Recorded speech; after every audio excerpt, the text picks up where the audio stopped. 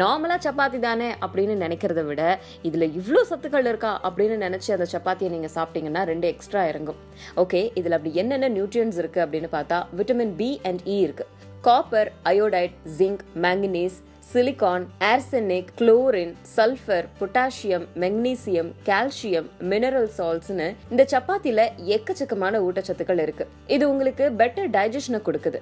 அது மட்டும் இல்லாம இது உங்களுக்கு தேவையான அளவுக்கு கார்போஹைட்ரேட்டை கொடுத்து உங்களோட எனர்ஜி லெவலை அப்படியே சஸ்டெயின் ஆக்குது.